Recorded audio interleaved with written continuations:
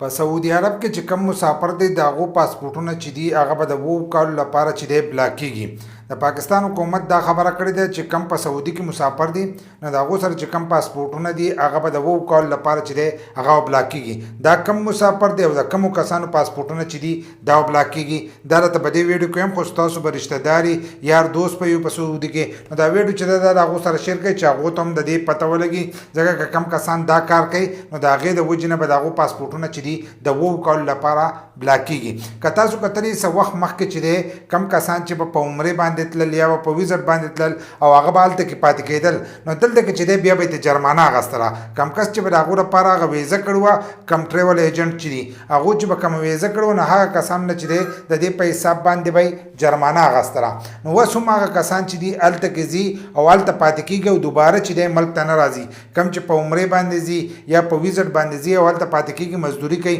ځینې کسان داسې دي چې هلته کې ځي او خیرات غواړي نو هغه د نور پاکستانیان چې دي هغه بدنامي کم چې حلال رزق ګټي نو هغه کسان چې دي د دې د لاسه بدنامېږي. نو پاکستان حکومت چې دی هغه د دې خلاف چې دغه کاروایی به کوي چې دغه کسان چې دي د دې پاسپورټونه چې دی هغه بلاک کېږي. هغه څوک هسې تللی هلته مزدوري کوي په دغې باندې او که خیرات غواړي خو کم کسان چې په ویزا باندې تلي او یا په عمره باندې تلي هلته پاتې شوي دي رالل نو د 2 کالو پورې چې دی د هغو پاسپورټ چې دی دا بلاک کېږي. بله کم کس چې دله ویزا کړي دلته که چې کم ټریول ایجنټ دي هغو وله ویزې کړي نو د هغو لایسنسونه چې دي دا هم کینسلیدی شي د دې د لاسه ځکه دا د حکومت د طرفه چې دا خبر راغلی ده چې کم کسان په هلته په عمره باندې ځي یا په ویزا باندې ځي نو د هغو پاسپورټونه چې دي دا بلاک کېږي. بله که تاسو وګورئ کم کسان چې حلال رزق ګټي نو هغه هم د دې د لاسه چې دی هلته بدنامېږي. بله هلته زیارتونه لکه تاسو لاړ شئ نو هلته هم دغه پاکستانیان ناسي دا کپړې چې دي دی د پاکستانیانو وي او هلته کې خیرات غواړي. ځینې کسانو هلته کې شګه سیمټ دار اخیستي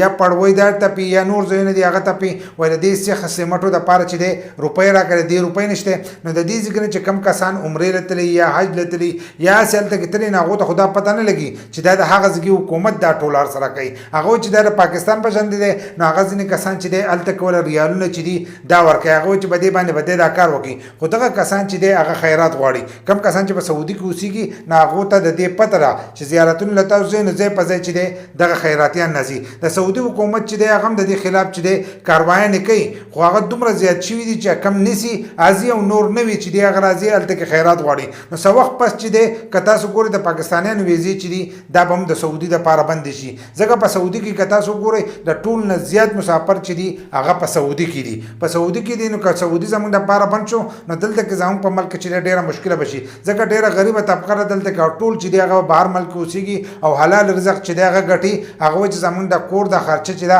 په دغې باندې وچلېږي. خو د دې خلکو د لاسه چې دی زموږ ملک هم بدنامېږي او سره بدنامېږي. نو پاکستان حکومت چې دی هغه د دې خلاف په اوس کاروایی کوي چې کم کسان په عمرې باندې ځي یا په ویزا باندې ځي هلته پاتې کېږي نو د هغو پاسپورټونه چې دي هغه به د 2 کالو لپاره چې دی او بلاک کېږي.